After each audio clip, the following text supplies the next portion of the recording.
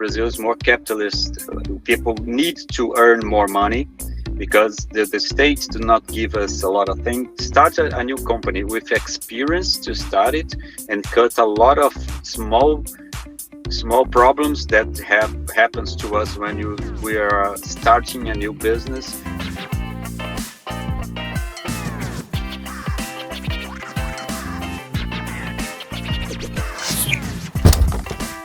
Welcome back to another exciting episode of the Business Narrative. As we promised to all the viewers and listeners, that we will be going to invite all those people, all those real life heroes who are adding values in people's life. And today we have another guest, another real life story. He is doctor by profession and he brings smile on people's face. He is none other than Dr. Vinicius. Doctor, thank you so much for your precious time. It's my pleasure to be here with you. The pleasure is all mine. So, your entrepreneurial journey is very fascinating and diverse because you started your entrepreneurial journey, your clinic, your own personal clinic in Brazil, and after that, you moved towards Portugal, right? So, like, what was the hardest part when you moved to Europe? What shocked you as an entrepreneur?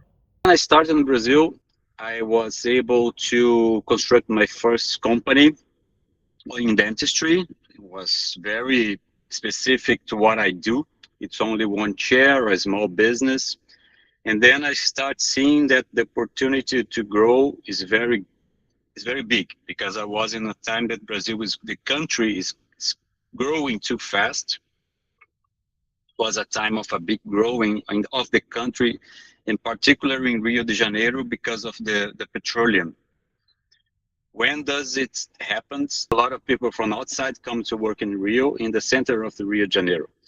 So when I start to grow, I open a new clinic with more chairs, was a clinic with 4 chairs, and I can demand more people to work. This is for me was the difficult part at all, because I was needed more people to work with. In Brazil, there's a problem of the interesting is the interest is to buy to manage to construct a big clinic was difficult. Then the most difficult part in Brazil was the money, to bring money to the business, to get bank to create the opportunity. And but I have a lot of people that I know can help me to work with. But when I changed to Portugal, the problem turned to the other side. Here, the interest from the bank is small. It's easier to manage to buy things, to invest in your clinic, but there is short in people. The workforce here in Portugal is difficult to find.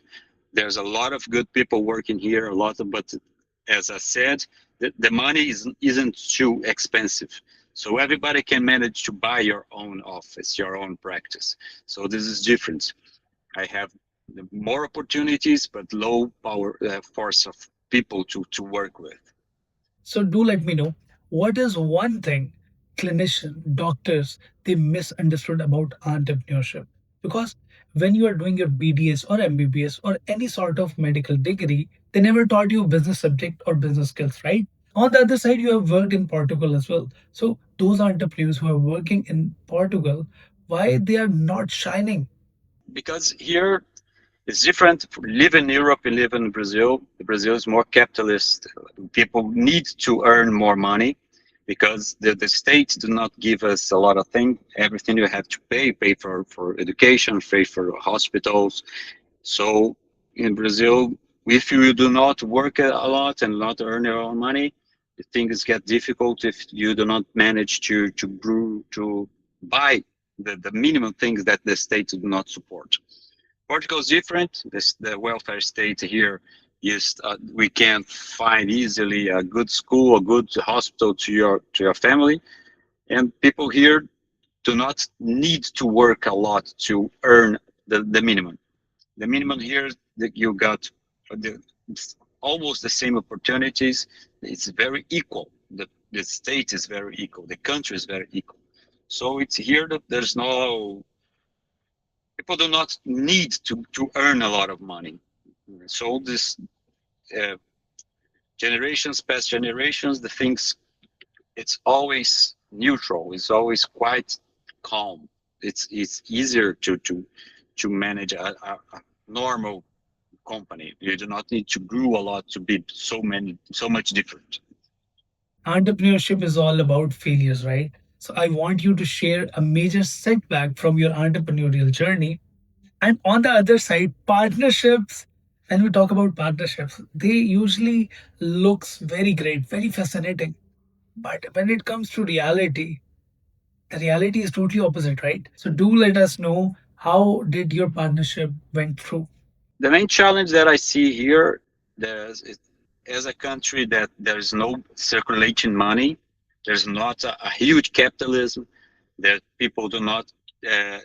It's very there's no big companies, big techs around here, so there is not a lot of money rolling in the market. So one of the main difficulties the main challenge that I see is if I grew a lot, if I have a hunger to create a big company, there's no much many people who wants to waste money different in some different kinds of specialities inside the dentistry. If I was in United States, if I was in Brazil, the size do not matter. It's always been people want to spend money in the industry. Here in Portugal, there is not a lot of money. It's the main challenge that I can see is the difficult to grow instead of being as you open to grow about that, you won't feel the necessity. That's what I'm feeling. I'm working here for 7 years. So what I feel, the main difference, the main challenge is the economy of the country. So if a partner comes to me and say, I'll be a partner to you, I enter with money, let's make things huge. I think the city do not support a lot of big clinics. The city do not, because there is no industry, there is no banks. There is a very small country. There's not a lot of opportunities to make to grow as much as in a very hot country like Brazil, like United States, like Germany. There's a lot of companies, industries. It's not a welfare state. During COVID time, everybody was very furious. But on the other side, you started to relaunch your clinic again, right? So, like, what was the motivation behind? Have the second opportunity to start again. You can see this in two different ways. The way that people almost see is, oh my God, I had to start it again. This is so difficult to start it, so difficult to begin a new project. But when I saw the opportunity to begin it, to start it, a new practice, I think it was very good for me to start a new company with experience to start it and cut a lot of small problems that happens to us when we are starting a new business, like all the bureaucracy, all to start the project with money, start the project with experience, to know what are the shortcuts. It's very easiest way to start a business.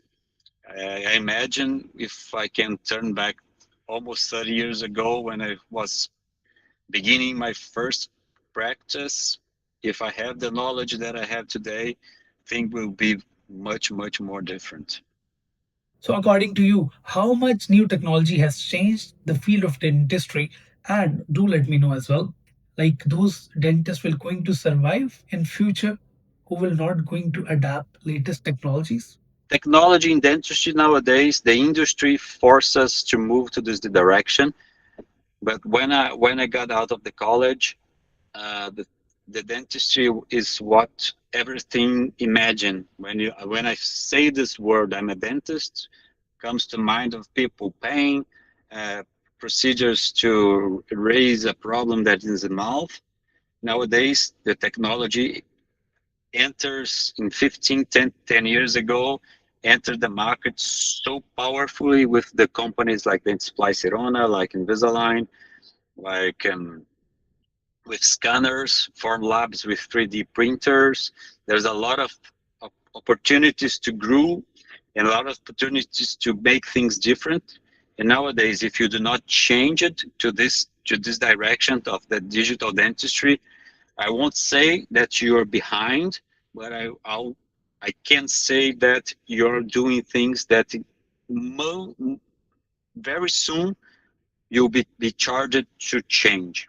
The AI is coming to dentistry to make small jobs nowadays, small problems that we have inside the clinic, like agenda, like uh, communications with patients, like the softwares of the administration to social media.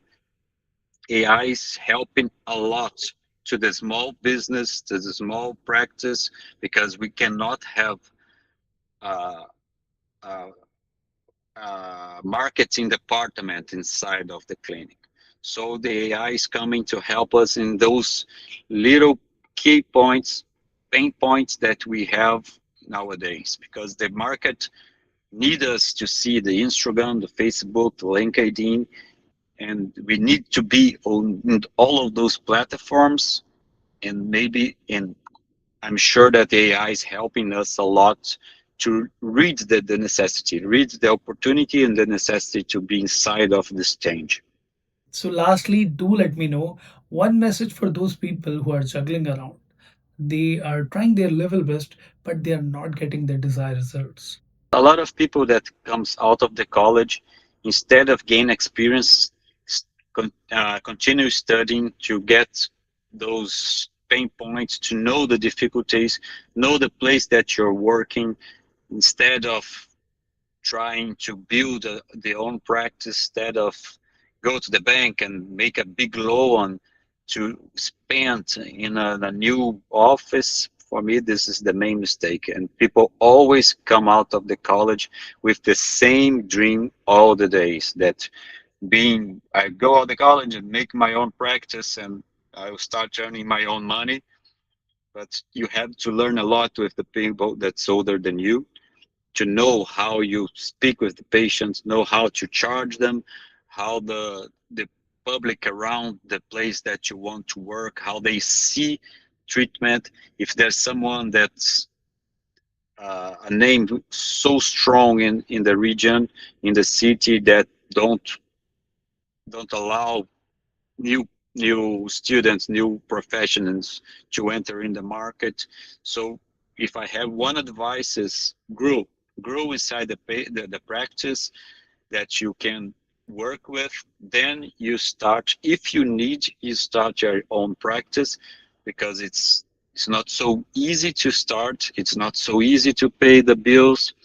So after all, what really matters is the how good you are inside a very competitive market. And people always think that knew everything when you go out to the college and make the same mistakes to spend a lot of money in things that they don't really know how to manage.